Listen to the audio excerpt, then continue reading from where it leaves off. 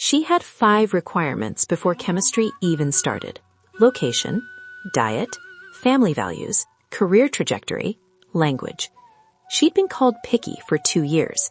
Today I want to show you the math behind that word, because I think you're going to feel differently about it by the end. Let me give you a number first. That is the percentage of first-generation Indian Americans who are in stable marriages, according to the Carnegie Endowment's 2020 survey of 1,200 respondents. We cite that number as evidence that something works, and it does work. But here's what nobody says out loud. Those marriages were built using a system that no longer exists for most of you watching this.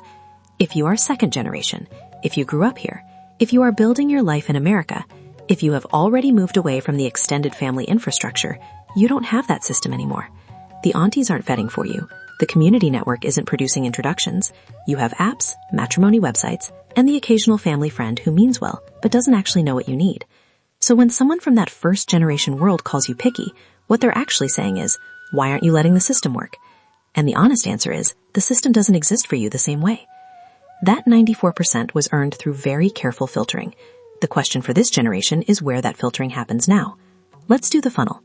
Pew Research puts the Indian American population at 6.8 million. That sounds like a lot. Stay with me. Step 1. Remove the people outside your geographic preference. You live in Boston, or the Bay Area, or Atlanta. You are not going to relocate for a stranger. You've built your life somewhere. You want to build a marriage near that life. So remove everyone who isn't within your reasonable geography. Depending on where you are and how far you're willing to go, you've just cut your pool significantly. But let's keep going. Step 2. Remove the people who are already married. The majority of that 6.8 million is married. The Carnegie data shows that 80% of Indian Americans marry Indian origin partners, and Indian Americans marry. Most of them are out of the cool. Step 3. Remove those outside your age range. You are not looking across the full 6.8 million. You're looking at maybe a 10-year window. The realistic dating age Indian American population in America is a fraction of 6.8 million. Step 4. Remove those whose values around family and family location don't align with yours. This is a big one. Do they want to live near their parents? Are their parents in India? Do they expect to financially support their family of origin? Do they see their family as part of the unit you'd be building together, or as separate? Carnegie found that 40% of US-born Indian Americans have married someone born in India. That means the family picture is often genuinely cross-continental. This matters. Remove the ones where it doesn't align. Step 5. Remove lifestyle mismatches. Diet, whether they drink, whether they smoke, what their relationship with fitness is, what they do on weekends.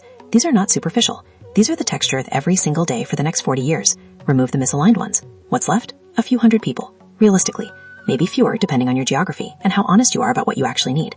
300 people in all of America. And then someone tells Anusha she's being too picky. About 300 people. Now let's add one more piece of data.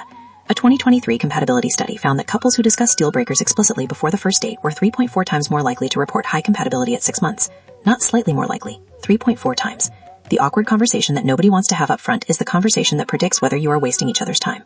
Stanford's How Couples Meet study found that 39% of heterosexual couples meet online today, which means that your online filters, the questions you answer, the preferences you set, matter more than they have at any point in history. When you meet someone at a family function, 100 pieces of context arrive with them. Online, you start from zero. The filtering has to be deliberate. People who say they have no requirements don't have fewer requirements. They just haven't written them down yet. They find them on day 3 or date 8 or after 6 months of growing attached to someone who was never actually going to work for them. That is not open-mindedness. That is deferred conflict. Anusha is a data scientist in Boston. She had been searching for 14 months when she showed me the spreadsheet. We were at a coffee shop in Back Bay, afternoon light coming through the windows.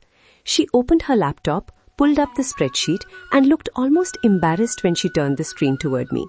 8 columns, color-coded. 1 column for location, 1 for family values, 1 for career trajectory, 1 for lifestyle alignment, 1 for initial impression, 1 for follow-through, 1 for second impression shift, 1 for what her gut said after 3 conversations. She looked embarrassed because she thought I was going to tell her it was too much, that she was trying too hard, that real connection doesn't need a spreadsheet. I didn't say that. I said, this is useful. This is you knowing yourself. This spreadsheet is not why you haven't found someone. This spreadsheet is the only reason you haven't wasted years on people who were wrong for you. She'd been searching for 14 months. She had, in that time, had serious conversations with 11 people. Not swiped on 11, had real conversations with 11. 8 of them had a fundamental incompatibility she discovered within the first few weeks. Not because she was unreasonable, because the incompatibility was real and finding it early meant she didn't have to find it later. The spreadsheet wasn't the problem. The problem was that she was doing the spreadsheet's job manually, after the fact, after feelings had already formed. Here's where dating apps and matrimony websites leave you. Dating apps, you have a few basic filters. Age, distance. You swipe on photos. You find out about deal breakers on day 3 when you mention that you can't imagine living more than 2 hours from your parents and they mention they're planning to move to Singapore in 18 months. 2 months of conversation, 1 date, 1 expensive dinner, and you're back at 0. Matrimony websites, more structure, more fields, more information upfront. Better, but the fundamental gap is still there. You can still receive messages from people who don't meet your requirements. There is no gating mechanism. You're still doing manual filtering, just with slightly better data. Neither gives you what the research says actually predicts compatibility, the explicit upfront mutual deal breaker conversation, and neither gives you mutual gating, the requirement that both sides must align before either person knows the other exists. That gap is where Anusha's 14 months went. This is where VivaahReady comes in, and I want to be specific about what it does differently. VivaahReady is built exclusively for Indian Americans, not adapted from a generic app, built from scratch for this community. On VivaahReady, you set up to 3 deal breaker categories before your profile is visible to anyone. Both people have to set their preferences. Both people's preferences have to align. Then and only then does either person knows the other exists. This is mutual match gating. It means you can't receive a connection from someone you aren't compatible with. It means you can't be someone else's disappointment on day 3. The categories include age, height, marital status, diet, smoking, drinking, location, citizenship, where you grew up, relocation willingness, education, work area, income, occupation, family values, family location, mother tongue, pets, hobbies, fitness, interests, and whether you have children. Every one of those categories maps to something real in a long-term marriage.